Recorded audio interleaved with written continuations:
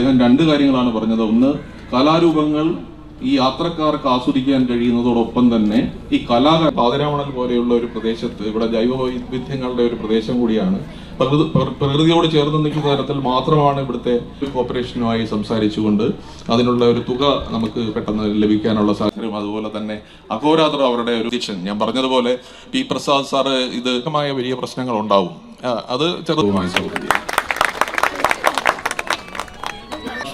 അഭിനയം എല്ലാം അദ്ദേഹം തന്നെയാണ് നിർവഹിക്കുന്നത്, നടപ്പാക്കുന്നതിന് മുന്നിട്ടിറങ്ങിയതും. അദ്ദേഹത്തെ ഈ വേദിയിലേക്ക് ഹാർദവമായി സ്വാഗതം ചെയ്യുന്നു.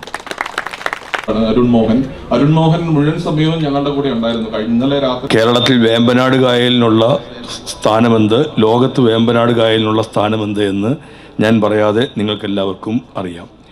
ഈ വേമ്പനാട് കായൽ നമ്മുടെ നാടിൻ്റെ ഒരു അഭിമാനമായ ഒന്നാണ്.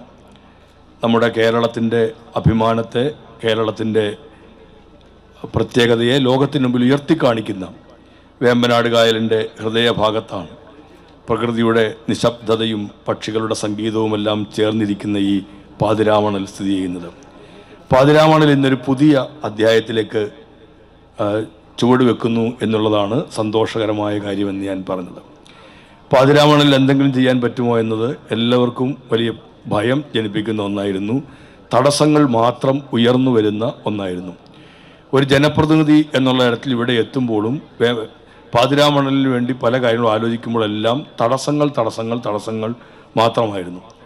ആ തടസ്സങ്ങൾക്ക് ഒരു വലിയ ശാപമോക്ഷം നമുക്ക് ലഭിച്ചത് അഹല്യയുടെ ശ്രീരാമചന്ദ്രൻ്റെ പാദസ്പർശത്താൽ അഹല്യയ്ക്ക് ശാപമോക്ഷം ലഭിച്ചു എന്ന് പറഞ്ഞതുപോലെ ശ്രീ കെ.ബി. ഗണേഷ് കുമാറിൻ്റെ പാദസ്പർശത്താൽ നമ്മുടെ പാതിരാമണലിനൊരു വലിയ ശാപമോക്ഷം ലഭിച്ചു എന്ന് നമുക്കുള്ളൊരു അനുഭവമാണ്. അങ്ങനെ രണ്ട് പദ്ധതികൾ അംഗീകരിച്ച അപൂർവമായ ഒരു ജലഭൂമിയത്ത് ഇവിടെ വന്ന് ആശ്വാസവാക്കുകൾ പറയുക മാത്രമല്ല,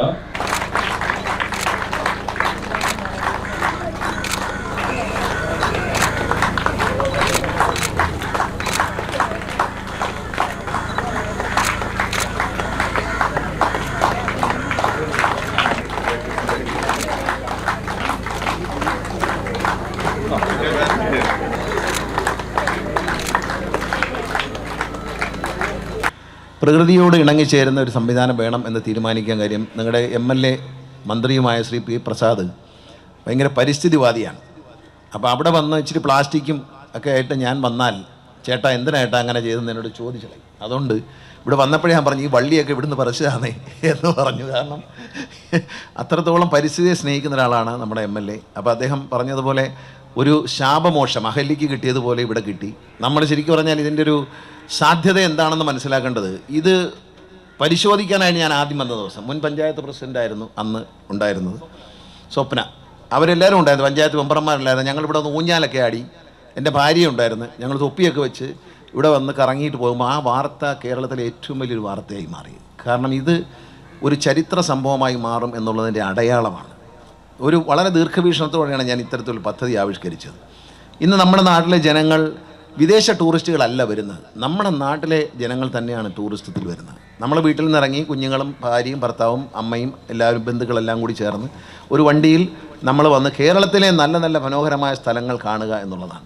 ഇതൊരുപാട് മന്ത്രി പറഞ്ഞതുപോലെ ഒരുപാട് തൊഴിലവസരങ്ങൾ സൃഷ്ടിക്കും. മാത്രമല്ല ഈ പാതിരാമണലിൻ്റെയും മൊഹമ്മ പഞ്ചായത്തിൻ്റെയും വികസനത്തിൽ വലിയ മാറ്റം, പഞ്ചായത്തിന് വലിയൊരു വരുമാന വർധന ഉണ്ടാവും. ഇവിടെ വരുമ്പോൾ നിങ്ങൾ ടിക്കറ്റ് വെച്ചാണ് ആളെ കയറ്റുന്നത്, അത് വലിയ വർധനവും. നമ്മുടെ ഒരു പാക്കേജിലാണ് വരുന്നത്. 1000 രൂപയാണ് ഒരു പാക്കേജിൽ നമ്മൾ വെച്ചിരിക്കുന്നത്. 1000 രൂപ കൊടുത്താൽ രാവിലെ 10 മണിക്ക് ബോട്ടിൽ കയറാം. കയറിക്കഴിഞ്ഞാൽ ബോട്ട് പല ബോട്ട് ജെട്ടികളിലും അടുക്കും. എന്തിനാണെന്ന് അറിയാമോ? അവിടെ നിന്നുള്ളവരെയും കൂടെ കയറ്റും. പല റിസോർട്ടുകളും സ്വന്തമായി ബോട്ടില്ലാത്ത റിസോർട്ടുകളൊക്കെ ഉണ്ട്. അവിടെ നിന്നെല്ലാം ആളുകളെ കളക്ട് ചെയ്ത് ഇതിനകത്ത് കയറ്റിക്കൊണ്ട് വന്നു കഴിഞ്ഞാൽ നമ്മൾ ചില ജെട്ടികളിൽ അടുക്കും. ഒരിടത്ത് ബോട്ട് ജെട്ടി അടുക്കുമ്പോൾ അവിടെ നമ്മൾ കാണിക്കാൻ പോകുന്നത് 2 സ്ത്രീകൾ കയറ് പിരിക്കുന്നതാണ്. നമ്മുടെ നാട്ടിൽ കയറ് പിരിക്കുന്ന കണ്ടിട്ടില്ല. ഒരു 25 വയസ്സിൽ താഴെയുള്ള ഒരാളും ഓല മെടയുന്നതോ കയറ് പിരിക്കുന്നതോ കണ്ടു കാണത്തില്ല. അപ്പോൾ ഓല മെടഞ്ഞാണ്ട് ഓലയിലാണ്, മെടഞ്ഞ ഓലയിലാണ്. ഈ മെടഞ്ഞ ഓല ഇവിടെ നമ്മുടെ നാട്ടിലും കാണാനില്ല. ഇവിടെയുള്ളവർ കാണുമായിരിക്കും. പക്ഷേ എൻ്റെ നാട്ടിൽ കൊട്ടാരക്കരയായാലും പത്തനാപുരത്തായാലും അതുപോലെ തിരുവനന്തപുരത്തായാലും കോഴിക്കോട് പോയാലും അവരാരും ഈ ഓല എങ്ങനെയാണ് മെടഞ്ഞിങ്ങനെ ആക്കുന്നതെന്ന് അറിയത്തില്ല. അതറിയാവുന്ന ആളുകൾ ഇവിടെയുണ്ട്. അപ്പോൾ ആ ഓല മെടയുന്നത് എങ്ങനെയെന്ന് കാണിച്ചു കൊടുക്കുകയാണ്. നമ്മൾ ഇതുകൊണ്ടാണ് ഒരു കാലത്ത് വീട് മേഞ്ഞിരുന്നത് എന്ന് നമ്മൾ അവരെ കാണിച്ചു കൊടുക്കും. അടുത്ത എന്താണ്? കയറ് പിരിക്കുന്നത്. ഇത് കയർ കൊണ്ട് പല ഉൽപ്പന്നങ്ങൾ ഇവിടെ കയറാണ് ഉപയോഗിച്ചിരിക്കുന്നത് നമ്മൾ കൂടുതലും.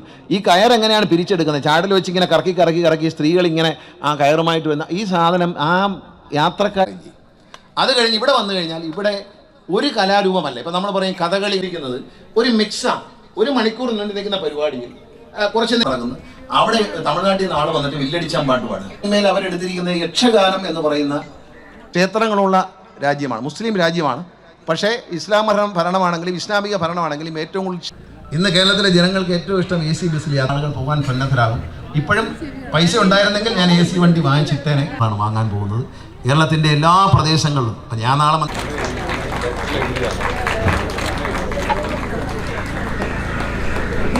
െ സംബന്ധിച്ചിടത്തോളം ഏറ്റവും സന്തോഷകരമായ ഒരു നിമിഷമാണെന്ന് സാർ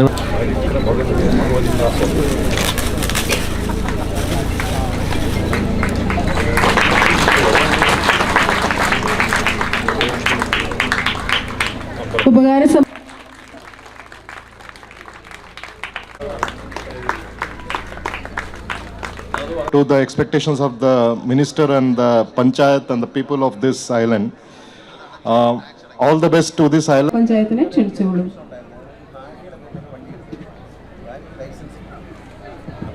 ബഹുമാനപ്പെട്ട ഈ യോഗത്തിന്റെ പറയുന്നത് അത് അടിമകളായി ജനിച്ചവർ ജീവിച്ചവർ അവരവരുടെ പ്രതിഷേധം